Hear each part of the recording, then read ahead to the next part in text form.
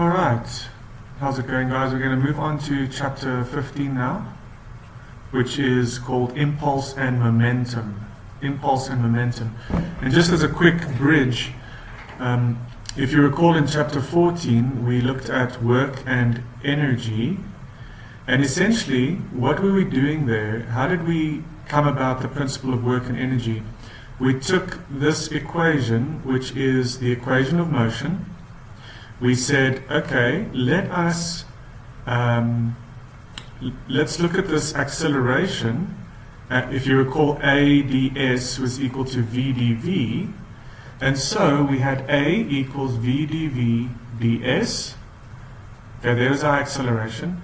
Then we substituted this, we put this in there, so we would get F equals m times V dv ds. We brought this to that side, F ds is mv dv. And we integrated. And this we know we're integrating the force with respect to the displacement.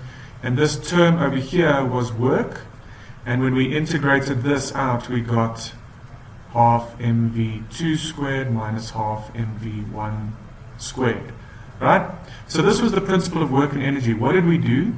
We took the equation of motion and we integrated it basically with respect to displacement. Okay? So we were looking at a force being applied over a certain distance, and we know that this was work.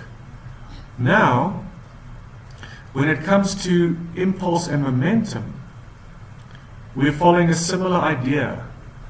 We want to take this equation of motion, F equals ma, but now we want to integrate it with respect to time. So the principle of work and energy, we integrated with respect to displacement.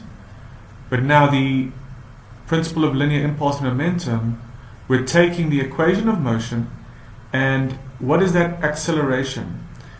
Acceleration is also can be represented by dv dt, okay, which is there. And then we just move that over to the other side, and we're going to get f dt equals mdv, and then we integrate, and we integrate between the two times, t1 and t2, and we integrate on this side between v1 and v2. Okay? So we are integrating the equation of motion with respect to time. So this, if you look at this, then we end up with this equation here, which is this integral of f dt is equal to mv2 minus mv1. And this is the principle of linear impulse and momentum. Okay?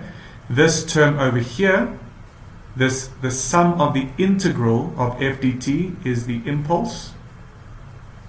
So basically, what is this? It is, we're looking at a force being applied over a certain time period. Okay?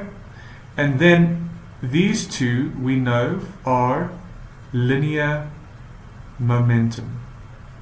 Alright? So why do we want to derive this equation? It's very helpful when we have a problem involving force, velocity, and time. Remember, the principle of work and energy, was very helpful if we had force, velocity, and displacement. Okay? Right, there's the force, there's the displacement, there's the velocities. There are the velocities, okay?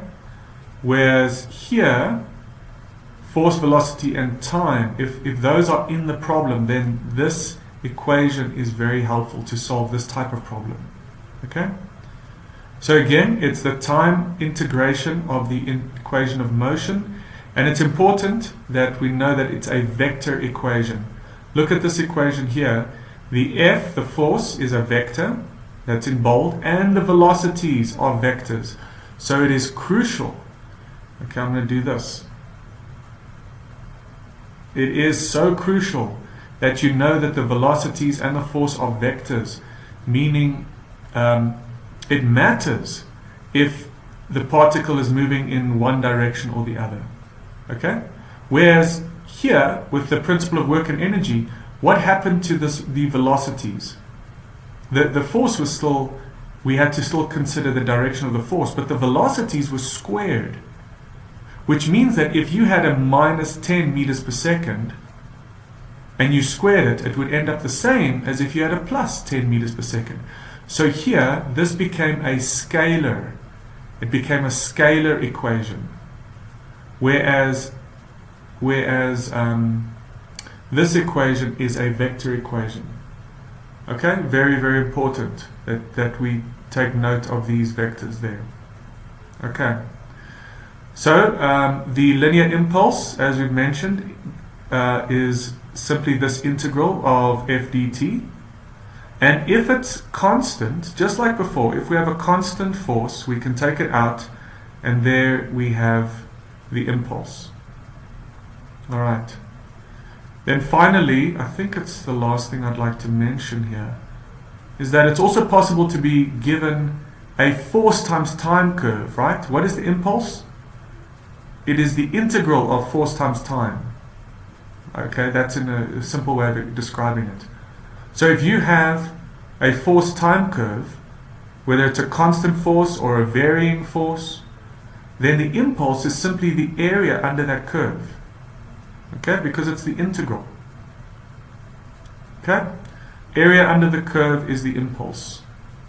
Let me just see if there's anything else. Okay, so here is the final way of writing out the principle of linear impulse and momentum. We start off with our initial momentum, then we apply impulses to that mass, to that particle. It's the sum of all the impulses, and then we have a final momentum, mv. Okay, so another way is we can take this equation and break it up into its x, y, and z components.